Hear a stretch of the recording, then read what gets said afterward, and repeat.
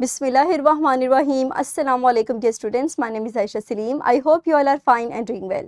Today in this lecture we are going to revise the previous concepts. आज के lecture के अंदर हम तमाम previous concepts को study करेंगे जो further जो इस lecture के अंदर हमने सीखे हैं और different activities के ज़रिए से हम इन concepts को revise करेंगे. So dear students, हमारे पास first activity है. इस activity को complete करने के लिए आपको यहाँ पर different scenarios दिए गए हैं. You have to determine that whether a push force or a pull force is being applied and write push or pull in the blanks in the blank space next to each description. So quickly pause your video for few seconds and solve this activity. Very good. मुझे उम्मीद है कि आपने इसको easily solve कर लिया होगा. Now next activity you have to take whether the applied force is balanced or unbalanced. Very good. So next हम मूव करते हैं अपनी नेक्स्ट एक्टिविटी की तरफ, जहां पर आपको यहाँ कुछ ऑब्जेक्ट्स दिए गए हैं. आपका काम है कि आपने अपनी इन ऑब्जेक्ट्स को देखते हुए या फिर इन एक्सपेरिमेंट परफॉर्म करने के बाद आपने बताना है कि आइदर दीज ऑब्जेक्ट्स सिंक और float. So quickly pause your video for few seconds and solve this activity. Very good. So next हमारे पास एक्टिविटी है. यहाँ पे कुछ ऑब्जेक्ट्स दी गई हैं. Again you have to write down if these objects sinks or float. So pause your video and solve this activity. Very good. Next हम move करते हैं अपने माइंड मैप की तरफ, जहां हम अपने चैप्टर को रिवाइज करेंगे.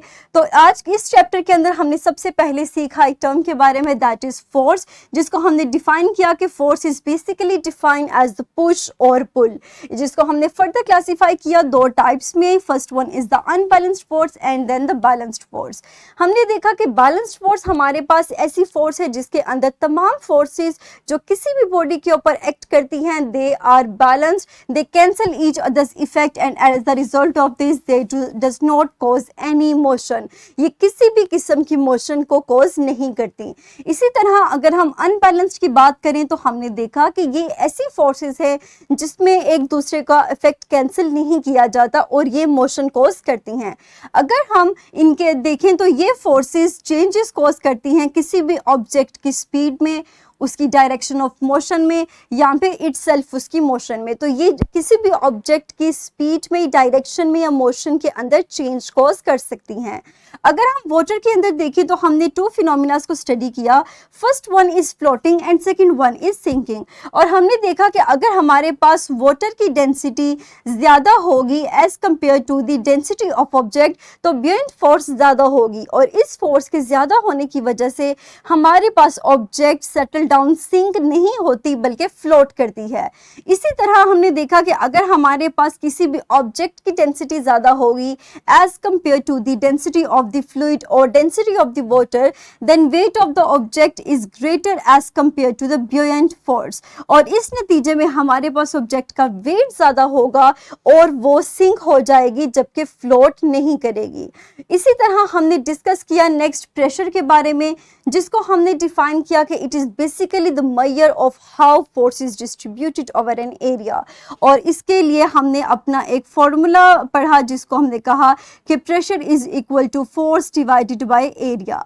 हमने देखा कि फोर्स का डायरेक्ट रिलेशन है प्रेशर के साथ जबकि एरिया का इन्वर्स रिलेशन है. सो अगर हम सेम फोर्स की बात करें और एरिया को वेरी करें, सो हमारे पास अगर एरिया ज़्यादा होगा तो प्रेशर कम होगा. इसी तरह अगर एरिया कम होगा तो प्रेशर हमारे पास ज़्यादा होगा. तो इसी तरह ये रिलेशन काम करता है.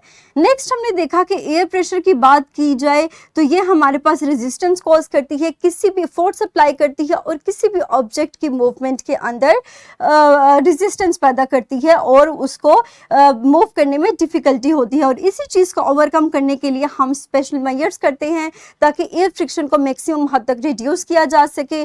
और हमने इसी की डिफरेंट एप्लीकेशंस को स्टडी किया था, like in case of speed boat, airplanes या फिर काइट्स में. तो ये हमने इन तमाम सिनेरियोज को डिस्कस किया था और अपने प्रेशर के टॉपिक के अंदर इनको डिस्कस करते हुए हमने इस नॉलेज को अप्लाई किया था और डिफरेंट स्किल्स को भी अचीव किया था. सो ये था हमारा आज का लेक्चर जिसके अंदर हमने अपनी डिफरेंट कंसेप्ट्स को रिवाइज किया जो हम अपने प्रीवियस लेक्चर के अंदर स्टडी कर चुके थे. So that's all about today's lesson. मुझे उम्मीद है कि आपके लिए आज का लेसन हेल्पफुल होगा और आप उन तमाम कंसेप्ट्स को रिवाइज रिवाइज कर चुके होंगे।